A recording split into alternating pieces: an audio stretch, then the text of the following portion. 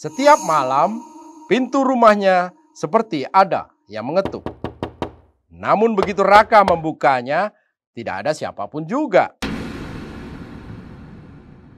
Dua bayangan menuntun kedua rekan mereka keluar tenda, sementara mereka bertiga tidak bisa melakukan apa-apa.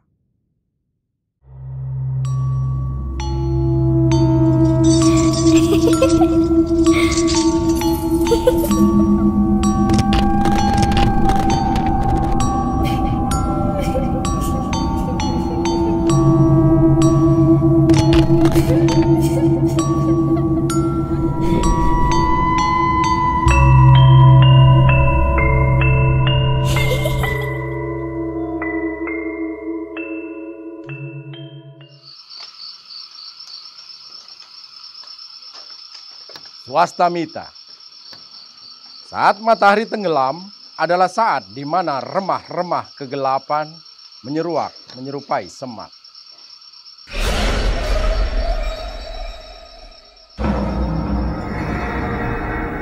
Di hati dan jiwa orang-orang yang kehilangan cahaya atau orang-orang yang sedang mencari di mana letak pelita.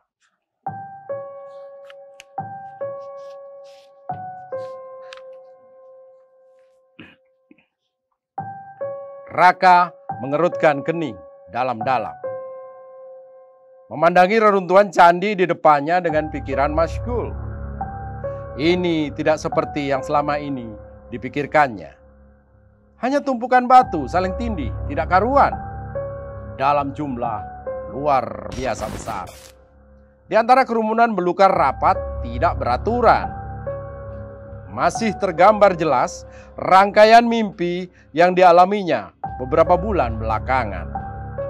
Putri cantik, candi yang megah, landscape yang luar biasa indah.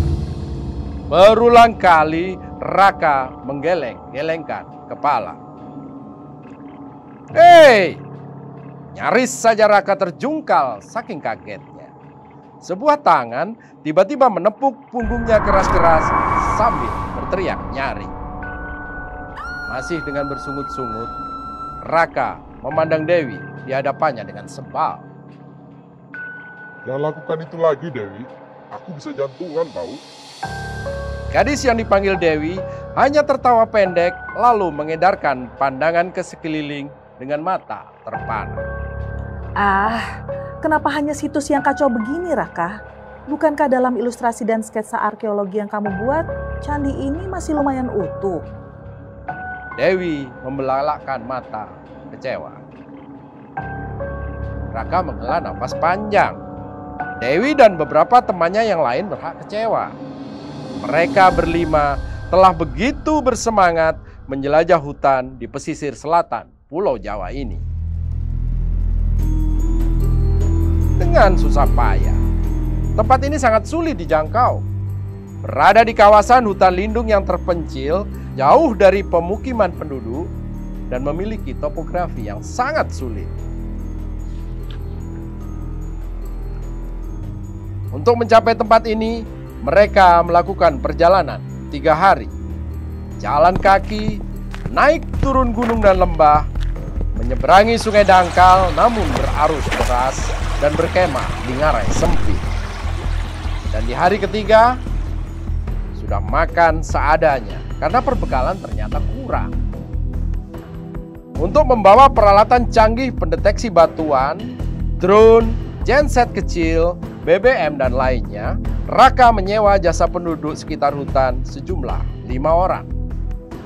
Perlengkapan mahalnya cukup berat, mereka tidak bisa membawanya sendiri. Itulah mengapa perbekalan mereka tidak cukup untuk 3 hari. Ada 10 perut tiap hari yang harus diisi. Apalagi porsi makan semua orang berlipat-lipat akibat perjalanan berat.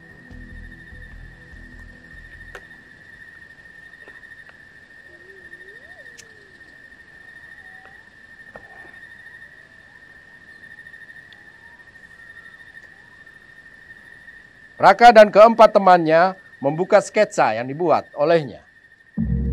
Nampak sebuah peta lengkap dengan koordinatnya, jalur ekspedisi, serta garis kontur dan topografi. Kelimanya tekun memperhatikan. Sebuah tanda merah silang adalah target situs yang muncul dalam mimpi Raka.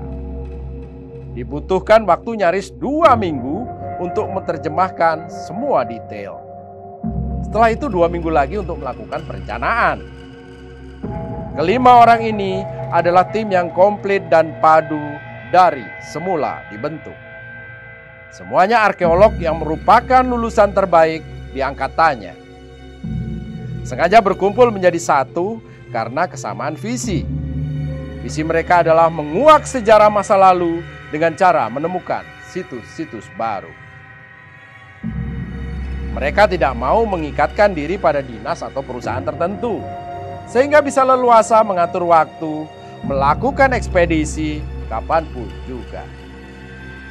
Sudah menjadi komitmen masing-masing bahwa setiap kali ada tanda-tanda penemuan situs baru akan menjadi prioritas pertama.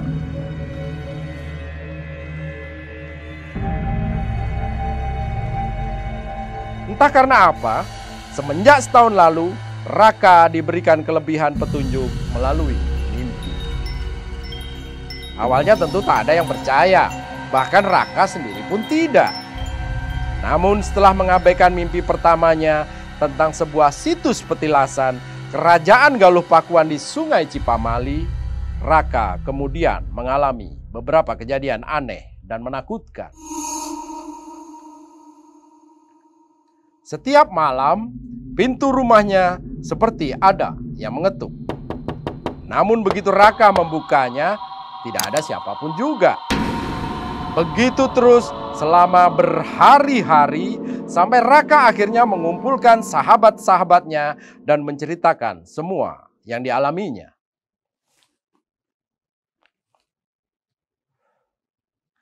Raja yang sedikit lebih paham dibanding yang lain dalam hal dunia mistis dan metafisika menyarankan agar mereka membantu Raka menemukan apa yang ada dalam mimpinya. Meskipun masih diliputi rasa ragu, namun semuanya bersedia membantu. Pergi ke Cipamali yang aksesnya mudah dan memeriksa kebenaran mimpi Raka. Dan ajaibnya, mereka berhasil menemukan apa yang dicari, persis seperti sketsa yang dibuat oleh Raka sesuai petunjuk dalam mimpinya.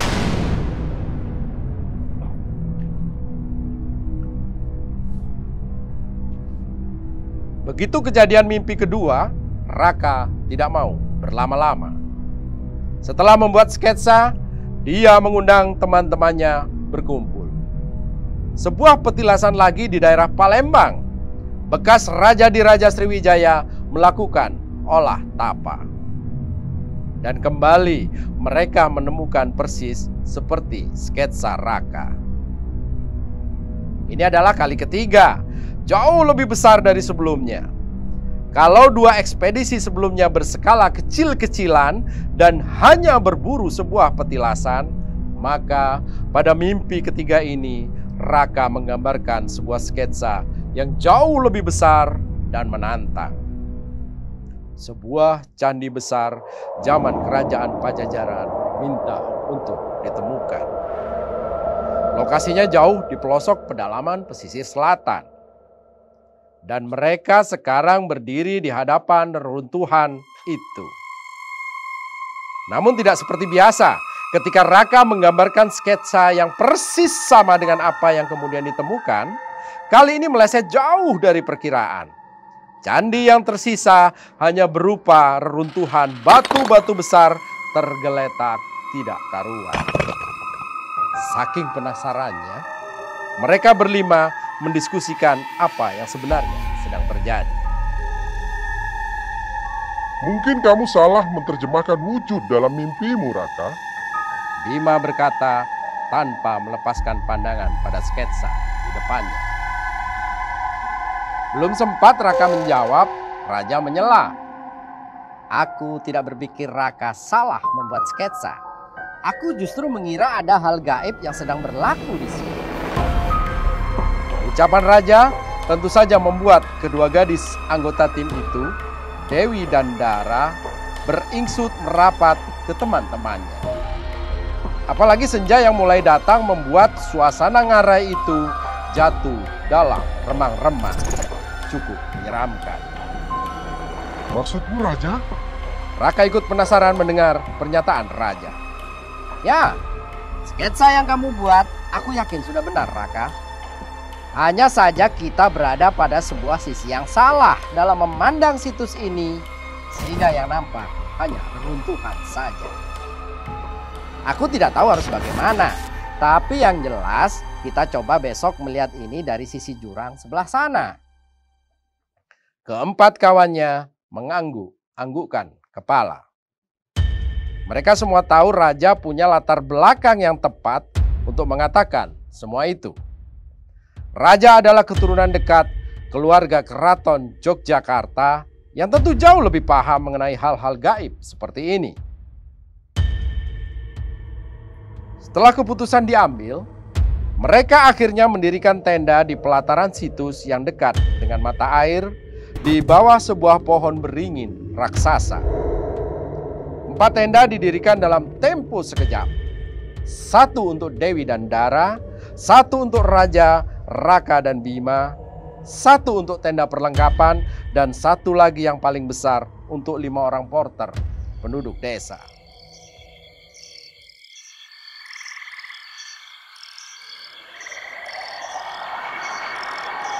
Malam nyaris berlalu tanpa kejadian apa-apa.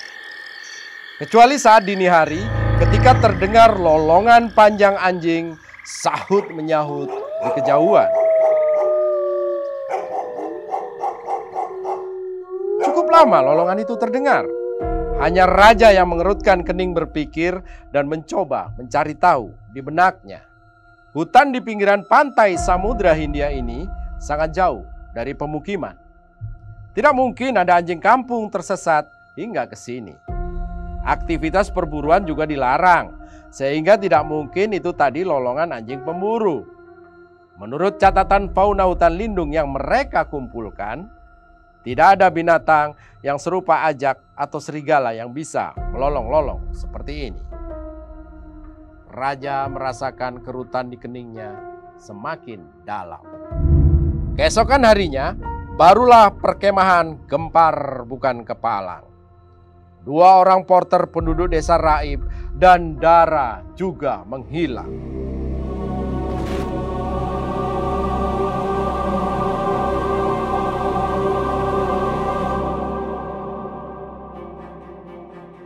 Sambil menangis terisak-isak, Dewi bercerita bahwa dini hari tadi dia dan Dara terbangun tiba-tiba begitu mendengar lolongan panjang anjing di kejauhan. Keduanya terpaku diam di sleeping bag masing-masing, tidak mampu bergerak atau bersuara. Dewi menyaksikan dengan mata kepalanya sendiri saat sebuah bayangan yang hanya serupa hologram menghampiri Dara. Meraih tangannya, lalu mengajaknya keluar dari tenda. Dewi ingin sekali berteriak memanggil teman-teman lelakinya, namun tidak sepatah kata pun yang sanggup keluar dari bibirnya. Bahkan untuk sekedar bergerak dan berlari membangunkan juga tidak bisa dilakukannya. Tubuhnya kaku dan lidahnya keluh. Setelah fajar menyingsing dan Raka membuka pintu tenda untuk membangunkan, barulah dia bisa bergerak dan berkata-kata lagi. Cerita yang nyaris sama juga disampaikan oleh 3 orang porter penduduk desa. Mereka menyaksikan 2 bayangan menuntun kedua rekan mereka keluar tenda, sementara mereka bertiga tidak bisa melakukan apa-apa. Raja yang merupakan pemimpin rombongan memutuskan agar segera dimulai pencarian. Orang-orang dibagi ke dalam 2 regu. Penduduk desa jadi 1 regu dan mencari di bagian utara. Sedangkan Raja dan teman-temannya mencari di bagian selatan. Tanpa menunggu waktu berlama-lama, kedua regu itu berangkat, berbekal biskuit sisa yang dibagi 2. Raja memimpin teman-temannya bergerak ke arah pantai yang sebenarnya masih cukup jauh di selatan.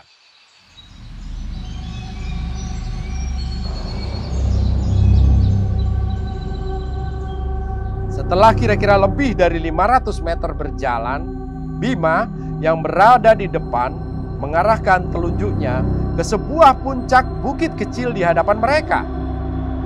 Nampak jelas sekali siluet sosok perempuan yang sedang berdiri di sana. Rambutnya yang panjang berkibar-kibar ditiup angin yang cukup kencang di atas sana. Kurang terlihat jelas dari sini karena cahaya matahari tepat jatuh di bukit itu. Dara! Setelah mengamati beberapa lama, Dewi tidak bisa menahan diri memanggil sosok yang dari siluetnya memang terlihat seperti Dara. Ketiga lelaki dan Dewi jelas melihat sosok itu membalikkan tubuh menghadap mereka. Tepat saat matahari seolah terangkat dari permukaan, memperlihatkan raut muka perempuan yang tersenyum samar kepada mereka. Bukan raut muka Dara, namun wajah seorang perempuan yang kecantikannya nyaris sempurna. Kekurangan satu-satunya hanyalah bahwa ada sepasang taring panjang dengan ujung meneteskan darah di sudut-sudut mulut.